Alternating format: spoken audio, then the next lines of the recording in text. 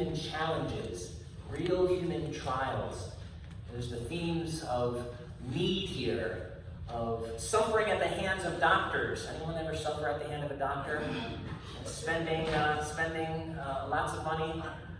There's the need for others that require things of us. They need us, and we need them. They need healing, and we need healing. There's doing things that go outside the norm, that invite laughing, like trusting, and working for the good. And when Christ comes and he sees the mourners and tells them the different perspective on a situation that they thought they knew, they laugh.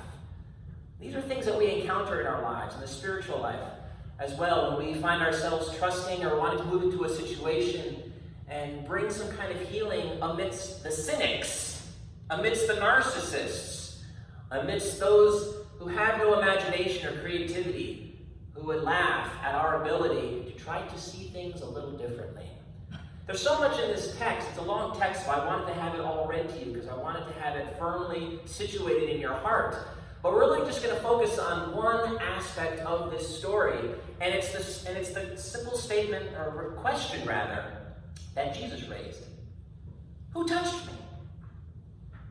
Who touched me? I was doing some research as I was meditating and thinking about the text, and I came across some articles, a recent article about interruptions and how you and I tend to view interruptions, which is not very positively. If you're anything like me, especially when I get cut off on the road, right?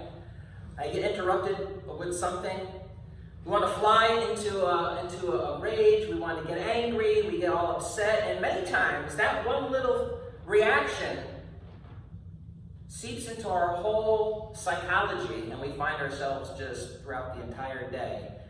And then we kind of ask ourselves, if we're self-reflective, why in the world am I so angry? Why in the world? And if we're self-reflective and we're thinking, we can trace it back to just that one little moment when we just decided to lose it. Well, I was reading, and I found that there was a lot of research that actually suggested that we're hardwired to actually interrupt other people because we want to be heard. And so we go around, not only do we experience interruptions, but we bring interruptions. We want to be heard. Think that what we have to say is more valuable than what others have to say. Have you ever met this kind of person? Talking, sharing, and all of a sudden, next thing you know, they're interrupting. Or maybe you are so excited and you're just thinking about yourself, something that the other person said. You so identify with it that you find yourself, and whether you realize it or not, you're interrupting. Today, I want to put out there to you this value that I think we need to have as people of faith, as people on a spiritual path, as gospel people. And it's the value to meet interruption, not with anger, not with angst, not with annoyance, but with curiosity. To meet interruptions, as Jesus did here in this text, with curiosity. There are many interruptions in our lives, are there not, sisters and brothers? Many things are demanded upon us. You may be even thinking about what you have to do after you leave here this morning. You may be thinking about all the things you have to get done during the day. And as we continue to go on through the days, we experience the interruptions. How do you react when you experience interruptions? When you are interrupted? Whether it's through social media, a phone call, someone knocking at the door. Interruptions oftentimes feel like obstacles, don't they? Do they feel like obstacles? I know for some of you people that are very zen and very centered, you're like, no, interruptions are okay, I welcome them. For most of us, interruptions seem like problems, they feel like obstacles, but what if they were opportunities? What if our interruptions and the things that meet us and challenge our control, challenge our entitlement, challenge our need to have things go exactly our way at every moment of every day? Excuse me. What if those were opportunities, spiritual opportunities to grow? What if we can learn to value experiences that interrupt us? Particularly in today's story, when we see there was an interruption, and an interruption that Christ, rather than getting angry and frustrated, turned in compassion to to actually bring healing and invite and create an opportunity where the sacred could be seen and felt. So, Jesus is traveling from point A to point B, isn't he? He's going to heal. A request comes to him from a very important person. And he has an issue that is very serious. My daughter is about to die. And so Jesus has to travel from point A to point B on a very important mission to heal a dying girl. Time is of the essence, wouldn't you agree? Time is of the essence here. And so like a doctor who is being called into the emergency room, he has no time to waste. So off he goes. And all of a sudden, bang, a roadblock. An interruption. He notices that power has gone out from him. He is touched. His resources have been depleted. Have you ever experienced your resources being depleted? Have you ever had someone, as it were, touch you? That is someone who needed you, someone who needed to spend time, but in that time you felt like power had gone out from you? That the resources have gone out from you? Well, that's what's going on here. And that's what goes on in our lives, too. It can be something small, like the telephone ring, or being on a road trip and realizing you have no gas, and there's not a gas station in miles. Anyone been in that situation before? It could be an annoying person, a family relative, someone who just shows up. Whatever it is, it comes into contact, we are touched, and when it contacts us, we feel depleted. And so what does Jesus do in this situation? Like you and I so often would do. I know what I would do in this situation. Don't touch me. Don't take what I need. I only have a certain amount of stuff. I only have a certain amount of resources, and I'm heading somewhere. And don't you mess with me right now, because guess where I'm going? I'm not going, I'm not going to the store to pick. I'm going to heal someone who's dying. This is important. I've got something to do.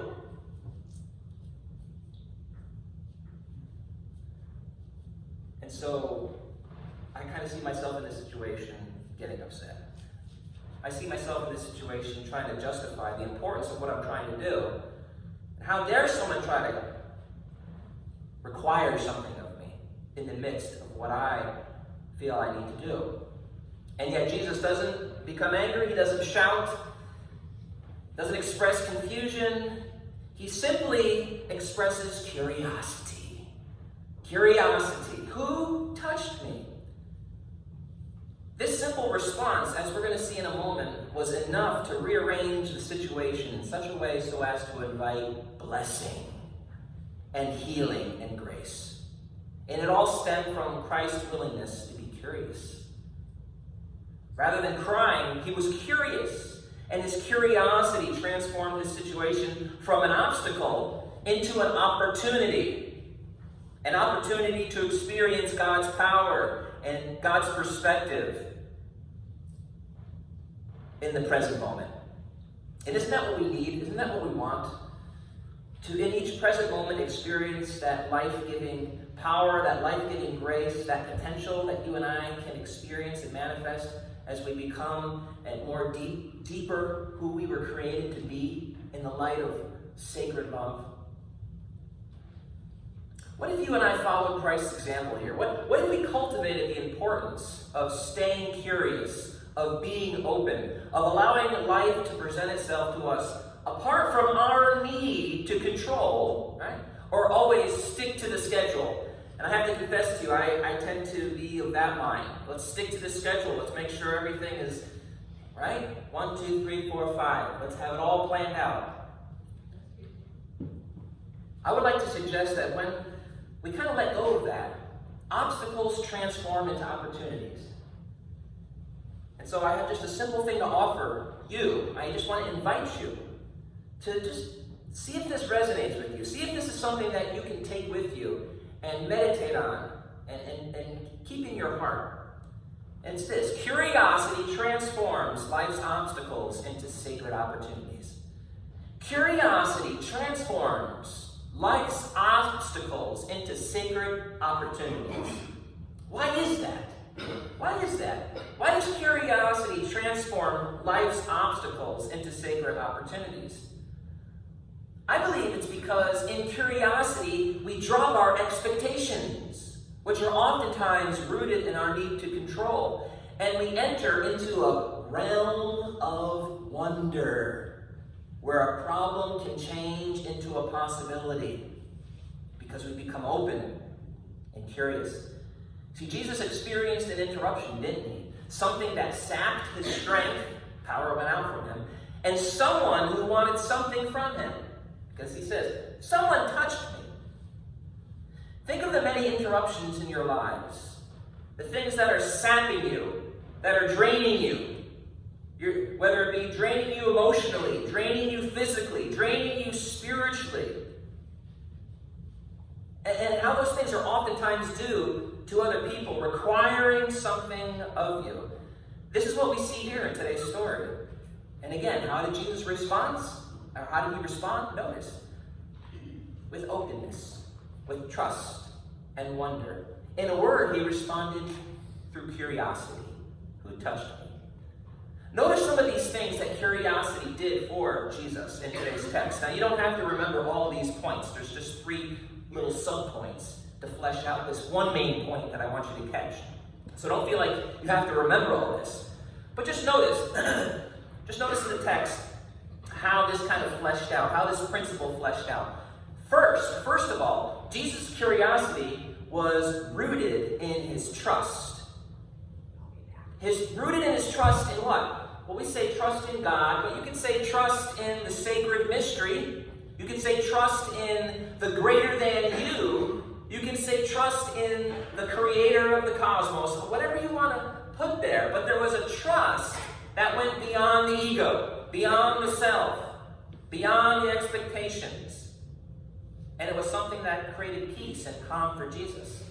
So Jesus' curiosity was rooted in his trust in God. Now, there's a difference between kind of that scientific curiosity and sacred curiosity. Let me make that distinction here, because some of you may be thinking, well, just going to go around asking questions? Because I'm going to ask questions. I want to know, why did this happen? Why did this happen to me? Why is this happening? Why is this car cutting me off? Why is this person dying? It can be, why is this happening something small? Why is this happening to me something great? But why are we asking the question? So that we can have an answer and resume control. That's the kind of scientific question. It's the asking questions so that we can gain control over whatever it is we're exploring. That's not the kind of questioning or curiosity we're talking about. We're talking about a spiritual curiosity. What's the difference? In a spiritual curiosity, it's no longer me asking the question so that I can get control over it, but so that I can see it with the eyes of God. And maybe have God's perspective. Do you see the difference between the sacred questioning and the scientific questioning, right? Because I remember you're walking out here and being, okay, Pastor said I got to be curious. So why did this happen? Why did this happen? Why? Why is it happening? Why? Why are you asking? Because I need to know. Why do you need to know? Because I need to have control. I need to go back to business as usual. And I need to not be changed. I need to not be transformed. Oh, that's a scientific question.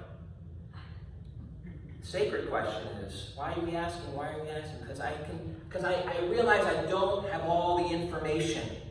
But despite that, I can still see and I can still experience God's loving grace and healing in this. And I'll open myself to the mystery. You see the difference? Okay, I can see all of your faces now. You're not wearing masks anymore. So before you used to be able to just kind of like, stick your tongue out at me through the mask. You can't do that anymore. I see you. So, just simply put, Jesus knew how to do this. He knew how to be open to the flow of life. He knew that the flow of life was ultimately all about the flow of God, not his expectations. So that even when something seemed to hinder him, he questioned it in a way so as to remain open to what the sacred had, not what he wanted. So, curiosity transforms life's obstacles into sacred opportunities. How? When our wonder is based in trust. Trust the sacred mystery. By the way, this is going to make you an oddity. This will make you confusing to others when you begin to try to press into this principle. You will be confusing to others because you're stepping out of a my way or the highway attitude, which is kind of how everybody lives, right? Remember what the perspectives of the disciples were when Jesus asked the question, when he got curious? Remember what they said? What are you talking about, Jesus? What do you mean, who touched you?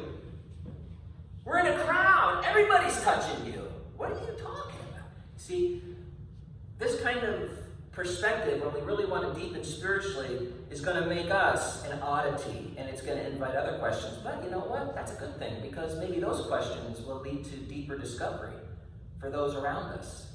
So don't get thrown when you're trying to press into the spiritual life more deeply by being open in wonder and curiosity. Don't be surprised, don't be discouraged if others look at you and are scratching their heads. Maybe the door will open for them, okay? Maybe you will.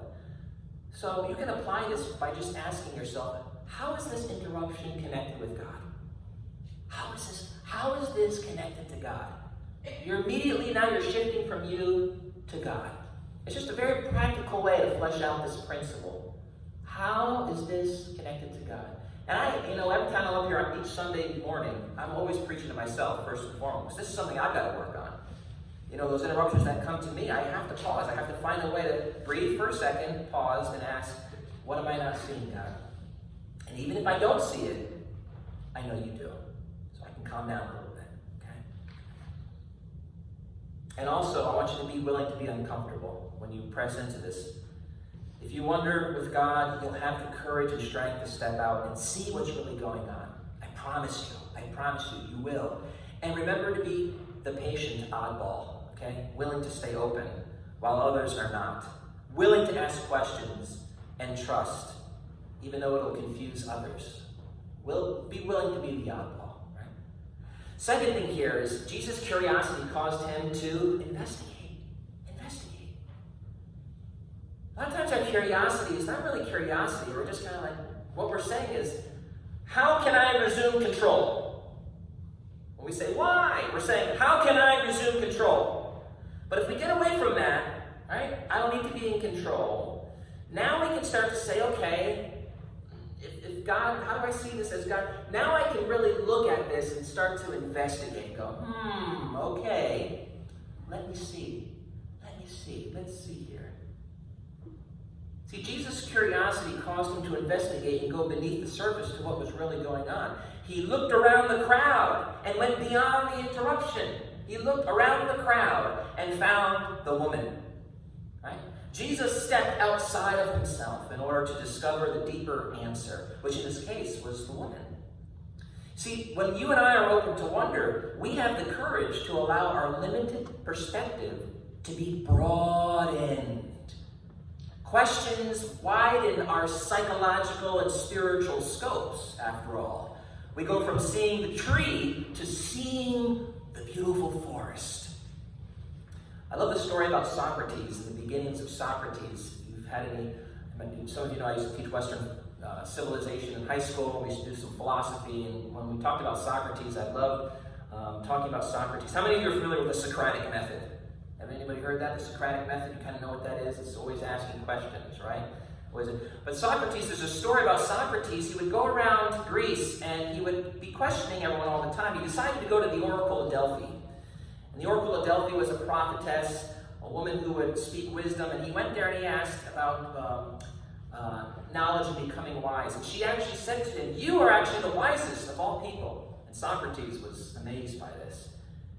He left the Oracle of Delphi and began to go around to many of Greece's great thinkers and rulers and ask them questions, and nobody could give him an answer. And then he realized, wait a minute, if I'm the greatest and the wisest, what's the difference between me and all these people? And Socrates says to himself, the difference is I know I don't know, whereas everyone thinks they know. And so out of that insight, Socrates, we have the Socratic method, which is this idea that we explore by first starting with this principle of I don't know. We drop the whole I know. That's what educate means, by the way. Educato in Latin means to be led out. And it requires, the first principle of a real education is for the hearer to be humble, to let go of expectation, so that they can be let out. The word quest is in the word question. And the question leads us on the quest. The questions guide us on the quest and the journey of life. But if we're entitled, if we think we have to know it all and be in control, we're not going to go on the journey of discovery. We're going to just stay right where we are. See, curiosity slows down our tendency to have our expectations met immediately. It is oftentimes the case that people who are addicted to control, and who are the people addicted to control? I'll raise my hand. I know you all should be raising your hand, right? We're addicted to control, answers, entitlement. We're unable to value curiosity and wonder because we're unwilling to admit that life is not ultimately under our direct control. But when we go beyond our immediate expectations, right, we discover the deeper lesson. And guess what? In this case, the lesson is that the woman comes. See, curiosity transforms life's obstacles into sacred opportunities by causing us to investigate and see what lay beyond our limited perspective. So again, a simple application of this is just asking yourself another question. Not only how is God involved, but what am I not seeing? What am I not seeing here? What do I need to see here? I was recently having a conversation with some people, and there was one person that was coming up to me and talking to me, and I wasn't paying attention. Okay, I'm sorry. I was something. And my wife was standing next to me, and she was listening, and I was just talking to this person. Later on the way home, my wife began to just talk about what this person was saying, and there was an insight there that my wife saw because she was listening. Guess who missed the insight? Guess who didn't get it? Me. Shame, shame, shame. Right? What happened? I wasn't curious. I wasn't listening. I wasn't open. And I missed it. I missed it. And that happens. That happens to all of us. It happens to all of us. Third and finally, Jesus' curiosity, where did it lead to? If you remember nothing else today, remember this. Curiosity leads to healing. It leads to compassion. It led to healing here. Jesus' curiosity led to healing and compassion and sacred encounter.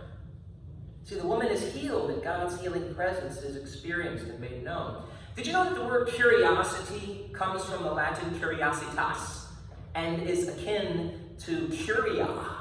And curia means care. Care. There is a relationship between being curious and caring. But not only is there an etymological relationship between these words, there's a spiritual one too. Listen, hear this. When we are open to wonder, when we're open to curiosity, we can become more compassionate and invite opportunities into our lives for healing. Healing not only ourselves, but other people as well. Why is that? Because when we set aside our need to be in control, when we set aside our entitled, egoistic expectations in order to learn and grow from whatever presents itself to us, then along with this openness comes a willingness to embrace the unfamiliar, the unexpected, to see it outside of our limited range. And that allows us to become more compassionate and caring and open.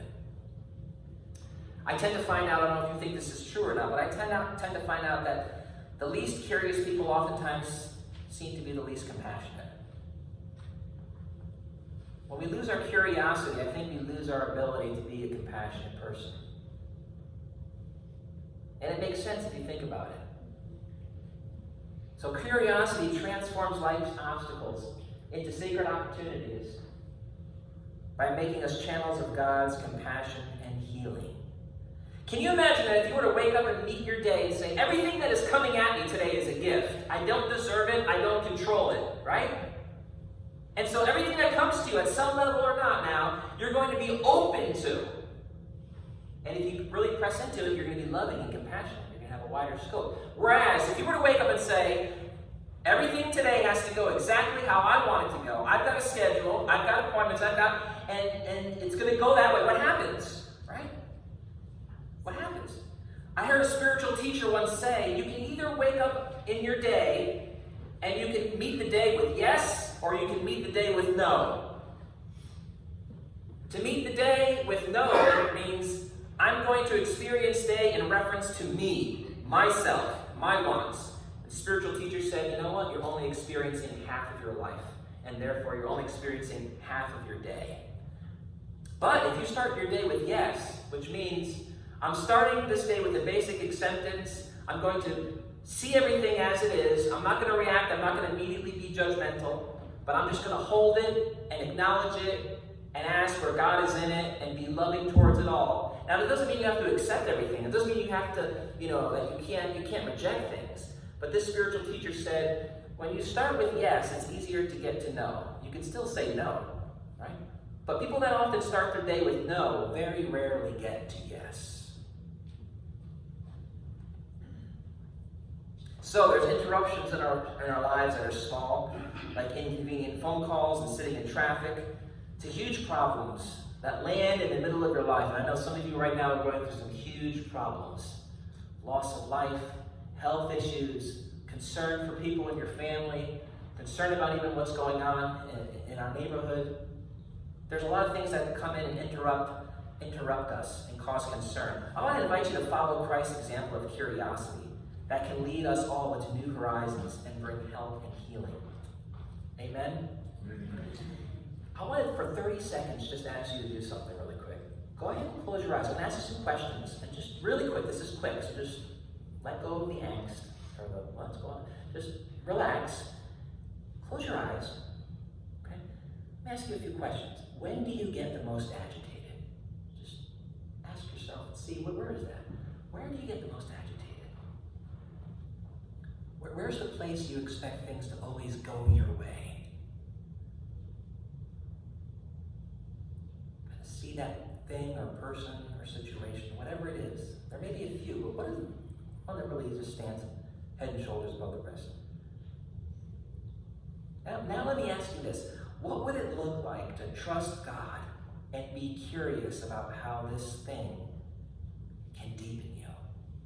What would it look like for you to trust God? What would you have to do to allow yourself to trust God? To invite you to be more trusting and curious.